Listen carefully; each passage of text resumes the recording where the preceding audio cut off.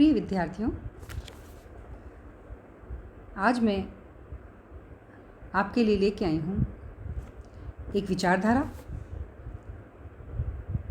हमने पहले वाले वीडियोज़ में आदर्शवाद, व्यक्तिवाद को डिस्कस किया था।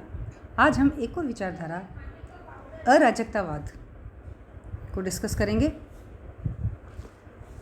अराजकतावाद में हम देखेंगे सबसे पहले उसकी अर्थ एवं परिभाषाएं और विकास को। देखिए, आधुनिक अराजकतावाद 18वीं शताब्दी के अंतिम चरण तथा 19वीं शताब्दी की विचारधारा है। अराजकतावाद शब्द का उद्भव एक ग्रीक शब्द अनार्किया से हुआ था और जिसका अर्थ क्या है? शासन का अभाव, है ना। कि 18वीं शताब्दी के अंतिम चरण में और 19वीं शताब्दी जब शुरू हुई थी, उस शताब्दी की ये विचारधारा है।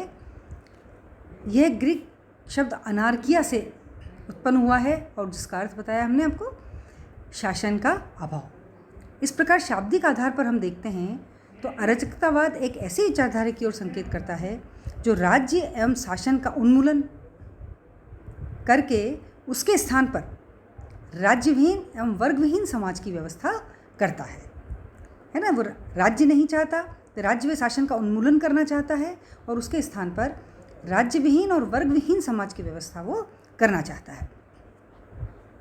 तो इस प्रकार अराजकतावाद, जिसमें शासन का अभाव, जो राज्यविहीन और वर्गविहीन विचारधारा है, जिसने सभी प्रकार के शोषण का अंत और बल प्रयोग का लोप होता है।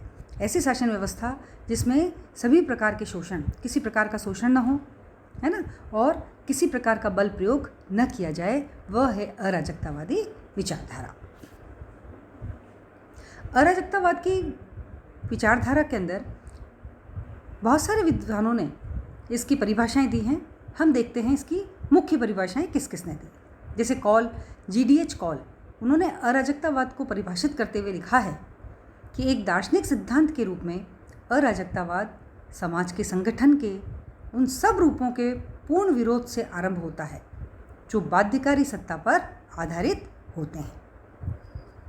कि संगठन में वैसे रूपों का विरोध कर रहा है जो बाध्यकारी सत्ता पर आधारित होते हैं। एक आदर्श के रूप में अराजकतावाद का क्या अभिप्राय है? उस स्वतंत्र समाज से जिसमें बाध्यकारी तत्वों का लोप हो चुका हो, कोई भी बाध्यकारी तत्व उस समाज में न हो, वह ऐसा स्वतंत्र समाज है, वह अराजकतावादी समाज होगा। इसी तरह से फ्रांसिस कॉकर ने इसकी परिभाषा दी है कि अराजकतावाद का सिद्धांत यह है कि राजनीतिक सत्ता किसी भी रूप में अनावश्यक एवं अवांछनीय है। राजनीतिक सत्ता को तो ये मानते ही नहीं है। आधुनिक अराजकतावाद में राज्य के सैद्धांतिक विरोध के साथ वैयक्तिक संपत्ति की संस्था का भी विरोध और संगठित धार्मिक संस्था के प्रति शत्रुता का समावेश है। ये परिभाषा किसने दी है? फ्रांसिस कोकर ने इसकी परिभाषा दी है। और इसके प्रसिद्ध अराजकतावादी क्रॉपटकिन, जिनका पूरा नाम है पीटर क्रॉपटकिन, उन्होंने अराजकतावाद को बहुत ही अच्छी तरह से व्याख्या करते हुए कहा है कि अराजकतावाद जीवन तथा आचरण का ऐसा सिद्धांत अथवा नियम है जिसमें शासन विहीन समाज की कल्पना की जाती है। पहली बात कि इसमें शासन विहीन समाज की कल्पना की जाती है। अब देखिए, ऐसे समाज में क्या होगा? ऐसे समाज में सामंजस्य न तो विधि के समक्ष आत्मसमर्पण करके और न ही किसी अन्य शक्ति की आज्ञा पालन करके प्राप्त किया जाता है। कोई सामंजस्य नहीं होता, न तो कानून के समक्ष समर्पण होगा और न ही किसी ऐसी शक्ति की आज्ञा का पालन इसमें किया जाएगा, बल्कि यह उन विभिन्न प्रादेशिक और व्यावसायिक समूहों के मध्य किए गए स्वतंत्र समझौतों, संविदाओं, है ना, संविदाओं या जिसको हम समझौता भी बोलते हैं, द्वारा प्राप्त किया जाता है, जिसकी रचना स्वतंत्र रूप से उत्पादन और उपभोग के लिए तथा सभ्य जीवन की अनंत इच्छाओं और आवश्यकताओं की पूर्ति के लिए की जाती है। ठीक है ना। तो कैसा समाज? शासन विहीन समाज अराजकता के अंदर आता है। तो इस प्रकार ये तीनों GDH कॉल, क्रॉपटकिन और कोकर, तीनों ने इसकी परिभाषाएं बहुत ही अच्छी तरीके से प्रस्तुत की हैं। अराजकतावाद का विकास कहाँ से शुरू होता है? देखिए, यदि राज्य विहीन, वर्ग विहीन, शोषण विहीन, शक्ति विहीन विचारों का हम ऐतिहासिक अध्ययन करें तो आधुनिक अराजकतावाद अपने आप में कोई नई विचारधारा नहीं है।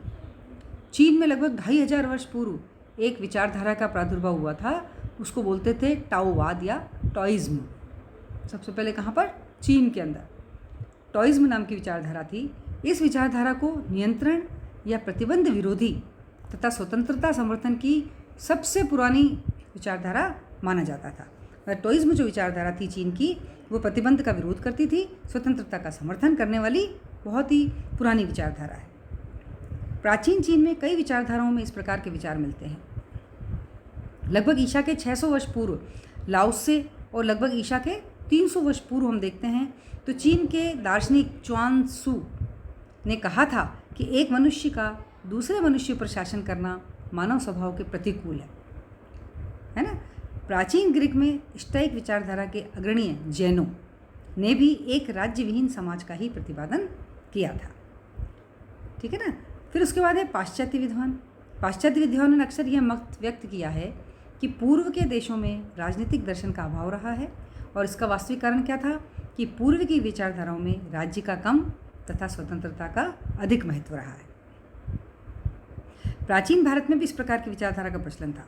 देखिए, शांति पर्व जो है उसमें इसका उल्लेख किया गया है कि प्राचीन समाज गुण और स्वतंत्रता का आदर्श था। इसी ग्रंथ में एक स्थल पर यह भी बताया गया, देखिए, कि न तो राज्य था और न राजा ही, न विधि थी न विधान निर्माता।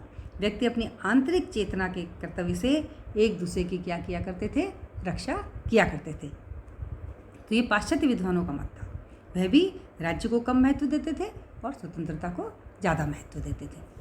इसी के साथ साथ देखिए, मध्य युग में हम देखते हैं इसके विकास को कि मध्य युग में ईसाई संप्रदायों में भी अराजकतावाद की अभिव्यक्ति हमको देखने को मिलती है।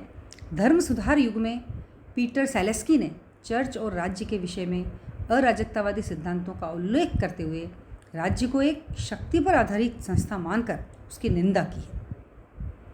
पुनर्जागरण के युग में मानवतावादियों में रेबले ने भी उस आदर्श जीवन का वर्णन किया है जिसमें शक्ति एवं सत्ता को कोई नियंत्रण या प्रतिबंध न हो। मतलब नियंत्रण और प्रतिबंध तो इस विचारधारा में है ही नहीं। 18वीं शताब्दी के साहित्य विकास में दिदरो साहित्यकार का नाम विशेष उल्लेखनीय है, जिन्होंने व्यक्ति की स्वतंत्रता और प्राकृतिक अधिकारों को विशेष महत्व दिया था। तो इस प्रकार दिदरो जो हैं वो पुनर्जागरण काल के समय के हैं। रेबले भी उसी के समय के हैं जिन्होंने मतलब स्वतंत्रता का समर्थन किया है। कुछ आधुनिक अराजकतावादियों ने भी अपने विचारधाराओं का प्रतिपादन कार्ल मार्क्स से ही पहले किया है, लेकिन इस विचारधारा को आधुनिकता की ओर जो ले जाने वाले हैं वे मार्क्सवादी विचारधारा से विशेष प्रोत्साहित थे, है ना। और अराजकतावादियों को भी समाजवाद की एक अलग और विशिष्ट शाखा के रूप में स्वीकार किया जाने लगा।